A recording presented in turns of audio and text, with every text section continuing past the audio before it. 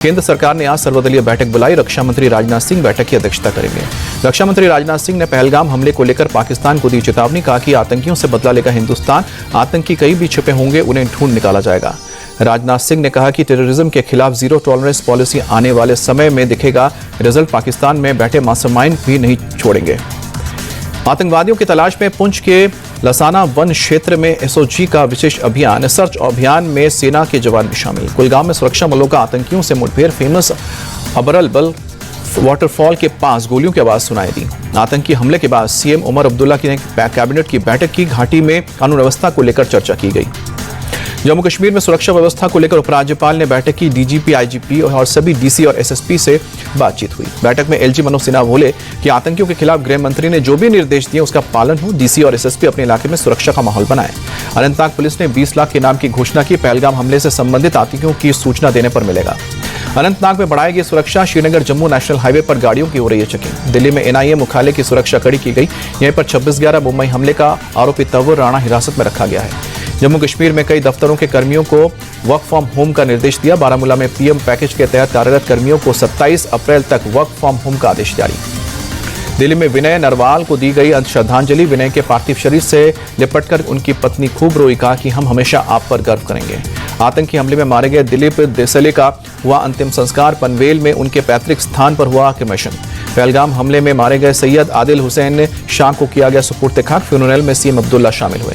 आतंकियों से अकेला भिड़ गया था सैयद आदिल। बंदूक छीनने की कोशिश। पर्यटकों को बचाने के लिए लगाई थी जान की बाजी। भुवनेश्वर में प्रशांत सतपथी को दी गई श्रद्धांजलि। उप मुख्यमंत्री कनकवर्धन सिंह देव ने भी किया नमन।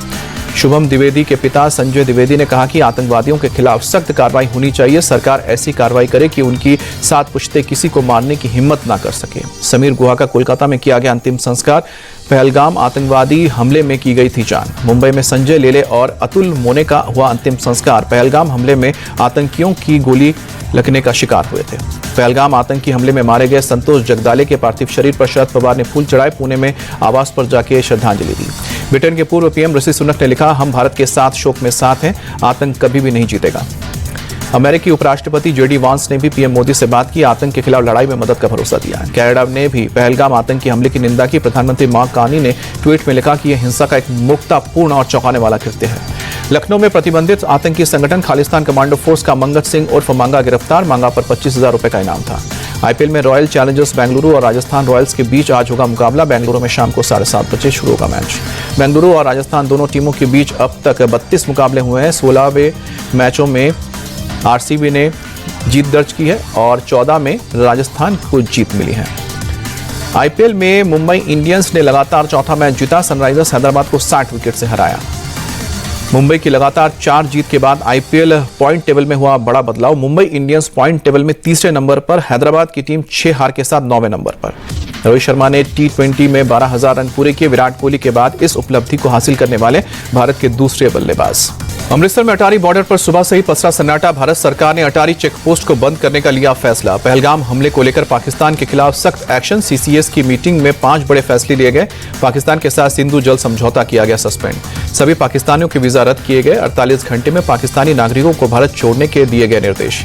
भारत में पाकिस्तान दूतावास बंद किया जाएगा। 48 घंटे में पाकिस्तानी राजनयिकों को भारत छोड़ने को कहा गया। भारत ने दिल्ली में पाकिस्तान के टॉप डिप्लोमेट साद अहमद वराइच को किया तलब। पर्सोना नॉन ग्राटा घोषित होने पर भारत छोड़ने को कहा गया। पर्सोना नॉन ग्राटा होने पर राजनयिक भारत में नहीं रह सकते।